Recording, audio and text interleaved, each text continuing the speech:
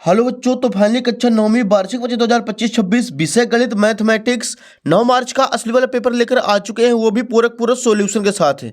तो बच्चों आपका बिल्कुल भी टेंशन नहीं लेना है। यदि आप इस वीडियो को शुरू से लेकर लास्ट तक वॉच करते हैं तो 100% गारंटी है कि आपके इस बार गणित में फुल नंबर आने वाले हैं और आप अपनी कक्षा में टॉप करने वाले हैं। तो चलिए बच्चों, बिना टाइम वेस्ट किए सबसे पहले आप देख लीजिए पेपर का फ्रंट पेज कुछ इस टाइप का होने वाला है एंड जो क्वेश्चन है बच्चों इसके नेक्स्ट पेज से दिए गए हैं। तो यहाँ पे देखिए बच्चों, सबसे पहले प्रश्न एक है हमारे सामने, निम्नलिखित में से सही विकल्प का चयन करें। पहला क्वेश्चन है संख्याओं 2, 4, 6, 8, 10 का माध्य है। इसका आंसर हो जाएगा ऑप्शन नंबर बी 6। दूसरा प्रश्न है √2 एक संख्या है। इसका आंसर करना है ऑप्शन नंबर ए अपरिमेय संख्या। तीसरा क्वेश्चन एक समबाहु त्रिभुज का प्रत्येक कोण होता है। इसका आंसर हो जाएगा ऑप्शन नंबर डी 60 डिग्री। चौथा क्वेश्चन है त्रिभुज के तीनों कोणों का योग होता है। इसका आंसर हो जाएगा ऑप्शन नंबर सी 180 डिग्री। पांचवा प्रश्न है निम्नलिखित में से केंद्रीय प्रवृत्त की माप नहीं है। इसका आंसर करना है ऑप्शन नंबर सी मीटर। और छठवां क्वेश्चन है बच्चों, एक चतुर्भुज के तीन कोण क्रमशः 75 डिग्री, 90 डिग्री, 75 डिग्री है, तो चौथा कोण होगा। इसका आंसर हो जाएगा ऑप्शन नंबर है 120 डिग्री। तो बच्चों क्वेश्चन नंबर फर्स्ट जो था वो अपना पूरा कंप्लीट हो चुका है। क्वेश्चन नंबर सेकंड के लिए मूव करते हैं बच्चों नेक्स्ट पेज पर। तो यहाँ पे देखिए बच्चों, प्रश्न क्रमांक दूसरा है रिक्त स्थानों की पूर्ति कीजिए। पहला क्वेश्चन इसका, दो घात वाले बहुपद को द्विघात बहुपद कहा जाता है। सेकंड नंबर क्वेश्चन है भाज्य बराबर भाजक गुणे भागफल प्लस शेषफल होता है। तीसरा प्रश्न, यदि 3 या 3 से अधिक बिंदु एक ही रेखा पर स्थित हो तो वे संरेख बिंदु कहलाते हैं। चौथा क्वेश्चन, किसी त्रिभुज जिसकी भुजाएं ए बी और सी हैं तो इसका अर्थ में आप एस बराबर ए प्लस बी प्लस सी बटे 2 होगा। पांचवा क्वेश्चन है वर्ग अंतरालों के मध्य बिंदु को वर्ग चिन्ह कहते हैं। छठवां क्वेश्चन एक्स माइनस वाई का होल स्क्वायर बराबर X square minus 2x Y plus Y square होता है। तो बच्चों यहाँ पे जो क्वेश्चन नंबर दूसरा था वो भी अपना पूरा कंप्लीट हो चुका है। इसका भी आप लोग फटाक से स्क्रीनशॉट ले लीजिए। क्वेश्चन नंबर तीसरे के लिए चलते हैं बच्चों अगले पेज पर। यहाँ पे देखिए प्रश्न 3 सही जोड़ी बनाकर लिखिए। एक साइड खंड ए, दूसरी साइड खंड बी। पहला प्रश्न देखिए y बराबर 0, इसका आंसर हो जाएगा एक्स अक्ष का समीकरण है। दूसरा है 2x प्लस 1 और 2x प्लस 3 की घात। इसका आंसर हो जाएगा बच्चों 2 होगी। तीसरा प्रश्न है बिंदु 5,2 में भुज का मान होगा 5। चौथा है बहुपद 2x प्लस 5 का शून्यक माइनस 5 बटे 2। पांचवा है अक्षों का प्रतिच्छेद बिंदु मूल बिंदु कहलाता है। और छठवां है ax plus b y plus सी बराबर 0 दो चरों वाला रैखिक समीकरण है। तो बच्चों यहाँ पे क्वेश्चन नंबर जो तीसरा था वो भी अपना पूरा कंप्लीट हो चुका है। क्वेश्चन नंबर चौथे के लिए मूव करते हैं बच्चों अगले पेज पर। यहाँ पे देखिए बच्चों प्रश्न क्रमांक 4, निम्न कथनों में से सत्य अथवा असत्य कथन छांट कर लिखिए। पहला क्वेश्चन देखिए, एक समतल वृत्त की 3 विमाएं होती हैं, ये हो जाएगा असत्य। दूसरा है चक्रीय चतुर्भुज के सम्मुख कोणों का योग 180 डिग्री होता है, ये हो जाएगा सत्य। तीसरा है वृत्त की सबसे बड़ी जीवा व्यास कहलाती है, ये भी हो जाएगा सत्य। चौथा है दो आकृतियां सर्वांगसम नहीं होती हैं यदि उनका एक ही आकार और एक ही माप हो, यह हो जाएगा असत्य। पांचवा है बिंदु 2,3 समीकरण x प्लस वाई बराबर 4 का हल है, यह हो जाएगा असत्य। और छठवां, यदि तापमान 30 डिग्री सेल्सियस है तो फ़ारेनहाइट में तापमान 86 डिग्री फ़ारेनहाइट होता है, ये हो जाएगा सत्य। तो बच्चों यहाँ पे जो क्वेश्चन नंबर चौथा था वो भी अपना कंप्लीट हो चुका है। फिर से आप लोग इसका आंसर देख लीजिए।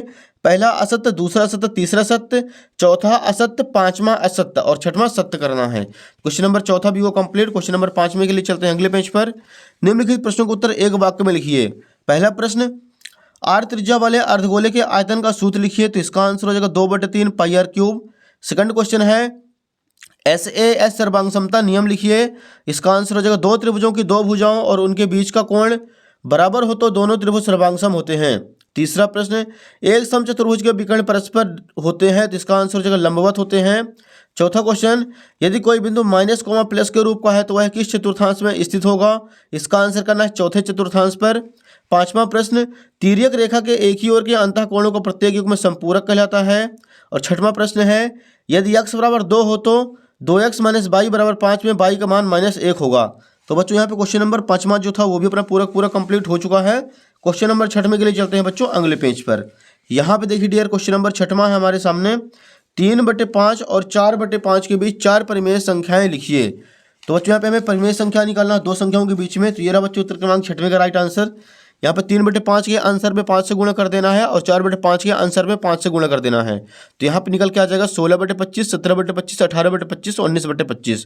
ये question number 6 complete. Question number 7वां देखिए, 1/√7 - 2 में हर का परिमेयीकरण कीजिए। ये रहा बच्चों उत्तर क्रमांक 7 का राइट आंसर। लिख देंगे हर का परिमेयीकरण करने पर नीचे बीच का साइन चेंज करके ऊपर नीचे मल्टीप्लाई कर देंगे तो यहाँ पे आ जाएगा √7 + 2/3। ये हो जाएगा क्वेश्चन नंबर 7 अपना कंप्लीट। अगला क्वेश्चन देखिए बच्चों, क्वेश्चन नंबर 8वां है, बहुपद पी ऑफ एक्स बराबर 5x square minus 3x minus 2 में पी ऑफ 1 का मान ज्ञात कीजिए। ये रहा डियर क्वेश्चन नंबर 8।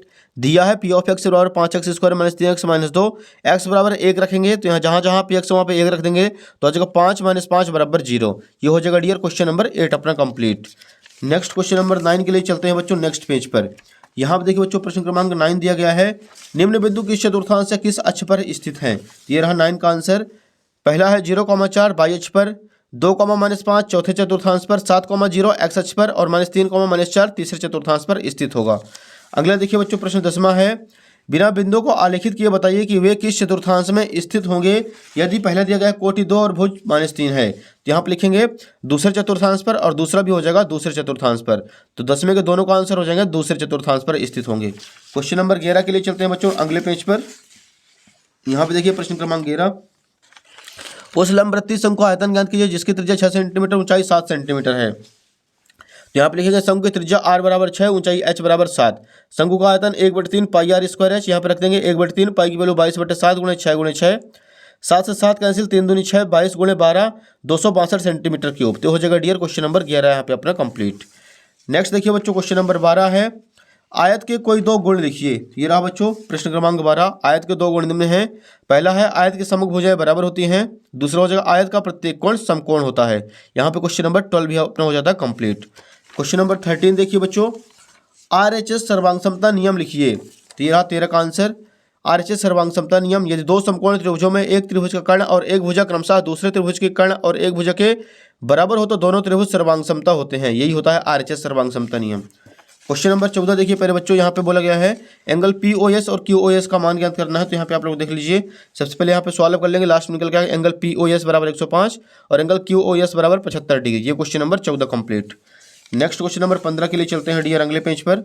यहाँ पे देखिए 15 नंबर है, यूक्लिड की 5वीं अवधारणा लिखिए। इसका अथवा आया हुआ है, समांतर रेखाओं को परिभाषित कीजिए। तो यहाँ पे लिखेंगे बच्चों, वे रेखाएं जो एक दूसरे को कभी नहीं काटती हैं उन्हें समांतर रेखाएं कहते हैं। क्वेश्चन नंबर 16 चलते हैं अगले पेज पर। यहाँ पे देखिए 16 का अथवा को कर लेना है, एक नोटबुक की कीमत एक कलम की कीमत से दोगुनी है। इस कथन को निरूपित करने के लिए दो चरों वाला रैखिक समीकरण हल कीजिए। तो यहाँ पे लिखेंगे बच्चों, सबसे पहले माना कि नोटबुक की कीमत बराबर x, कलम की कीमत बराबर y। प्रश्नानुसार x बराबर 2y, पक्षांतर कर देंगे x माइनस 2y बराबर 0। ये क्वेश्चन नंबर यहाँ पे 16 भी हो जाता है कंप्लीट।